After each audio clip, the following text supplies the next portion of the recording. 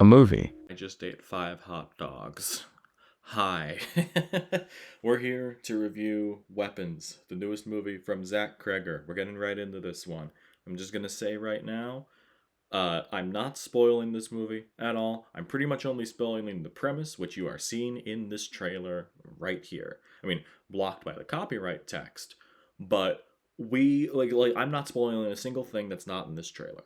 So I feel good about that if you want to watch it. If you don't want to know the basic premise, don't watch this video. So, again, this is the newest movie from Zach Kreger. He recently made the movie Barbarian, which I was not that high on. I'm gonna admit I wasn't too high on that one. But I still had hope for Weapons. I thought the trailers for this were pretty spectacular. You could see those reactions on the channel. But I was pretty excited about this, and seeing that pretty much the ambition is just expanding here it was a lot of fun to see. A lot of the inspirations from this came from Magnolia, which a lot of the interviews said, the Paul Thomas Anderson movie. I could see it, but I would personally compare it to Pulp Fiction, mainly because the structure of the movie is mainly based on seeing different these events of this movie from different perspectives of characters. And like they have a couple different chapters set up basically, and you are seeing the unfolding of the events in this town, which I will get to in a second. You are seeing some of the same scenes sometimes from different characters' perspectives. I thought that was a very interesting choice to do. Now, what's happening in this movie though is they explain it right up the top of the movie.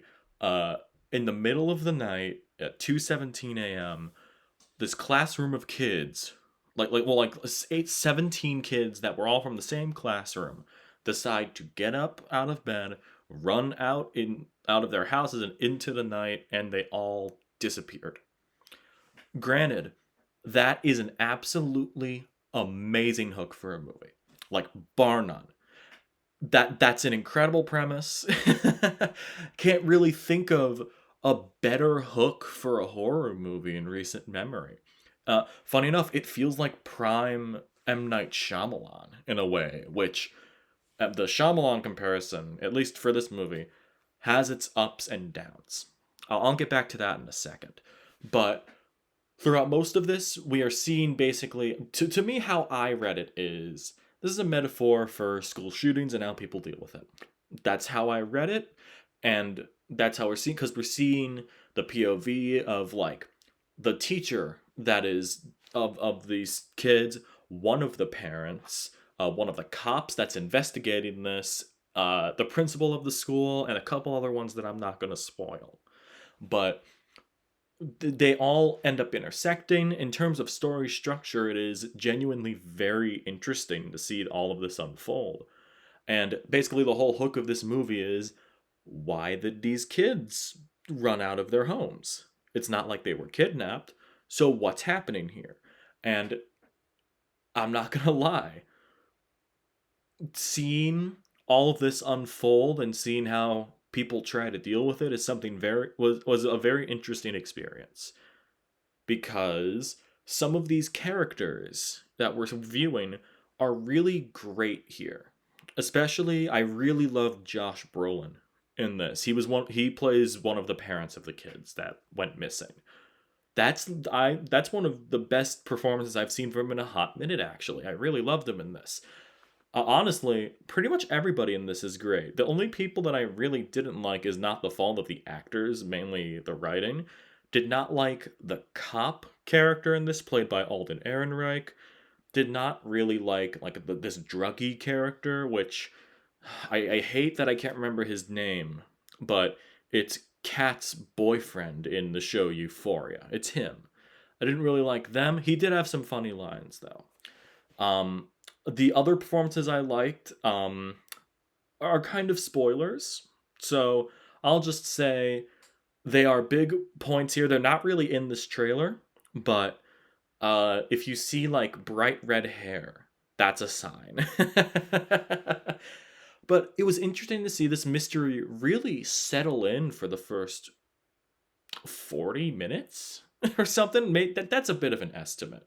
But for a while, this mystery does not move. And you are very much sitting down and just seeing these people's lives, whether like around this time as well, and just seeing what happens in their lives and how they are being like affected by it, which it should have shown more of, honestly. I feel like that was a huge missed opportunity.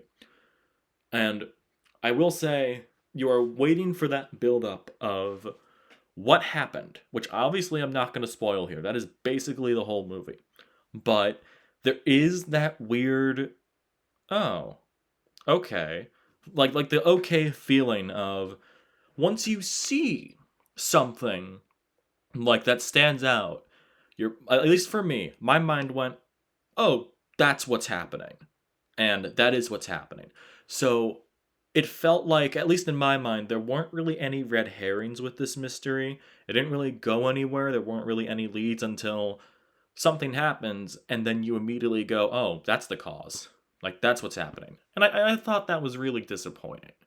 And funny enough, that's happened to me with a lot of M. Night Shyamalan movies, where the mystery is so interesting, and then once you see the reason, it kind of like brings you back down to earth a little bit, because I was really into the first chunk of this. But then once we kind of knew what was happening, it really kind of fell apart. It did bring me back in with kind of a crazy ending, which is played for laughs, which I do have to mention here. I just reviewed the movie Together, which has this in-between tone of not taking itself too seriously, but the characters in the movie are taking it seriously. And I really like that tone of it. If Weapons, which by the way, director Zach Kreger, comes from improv comedy, so I figured it would be an element of this. But I feel like if you're going to be doing a story about missing kids, very much a personal preference here, I feel like you gotta go really dark with it, almost no humor. Very much a personal preference, but there are a lot of moments of, comedy and humor, which parts of it were funny. There were funny moments here, but I felt like a lot of them, but not all, really cut down on the horror from it. Which, granted, the scary parts that are here are very terrifying. With Barbarian and now this, I have no problem saying that Zach Kreger's really good at this. Like, he's pretty good. He's pretty good. But I would not call him a master just yet. But this is a lot of promise. I feel like there was just so much here that really should have worked, and mainly the things that did not work were just personal preferences, like the tone. Really weird tone shifts that I don't think worked all the time. But like the moments, like a lot of the horror works here, some of the comedy works here, but just once it leans one way or the other, mainly the comedy, I feel like it kind of goes over the top, which with especially the ending, which granted I can only explain as a Ferris Bueller. Once you see the movie, I think you will understand what I mean. Which, granted, I laughed. I thought it was funny, but you're doing it at a very weird moment. Which, granted, Zach Kreger's next movie is Resident Evil. I think that this tone could work for Resident Evil. So I'm saying he's pretty good for this tone. I like bringing that tone to Resident Evil. I think that could work, but I do not think it worked for this movie. Although I'm not gonna lie and say that I didn't have a good time. I still had a really good time. It kept my attention. It held my interest for 2 hours, which that's normally not a problem with me. But with this kind of movie, when you are having like a mystery here, you gotta keep the viewer's attention here, and and that movie did a good job with the structure, especially of keeping you in tune, throwing in a couple cliffhangers here and there that you would visit maybe a half hour later, because this movie's over 2 hours long, and I think that in that regard, I think it really worked. But overall, I am a lot more mixed on Weapons than I hoped I would be. Well, than I thought it would be, I should say. I still think you should see it. I still think it's a pretty good movie. I am not really in the camp of saying that it is the best horror movie of the year, but I'm kind of in the camp of, yeah, this is pretty good. I can see the vision for what Zach Kreger's doing here. If anything, this is proof that I think his Resident Evil's gonna work. And for that, I'm just excited alone. But also, get Barbarian on a physical release. I didn't love that movie, but you at least gotta preserve it. um, for Barbarian, nope. For weapons, that's what I'm gonna do. I'm leaning towards a B or a B minus. I'm kind of leaning towards that end, which kind of makes me sad. I was pretty excited for this, but I'm still kind of in that camp. Or yeah, I'm sorry. This was I really wanted to like it more, but who knows? Maybe on a rewatch at some point, maybe some of those problems will go away. But I'm kind of felt the same way about Barbarian. I thought this was fine. But so yeah, if you want to see it, if this is your thing, go check it out. And yeah, I guess that is going to be the end of the video.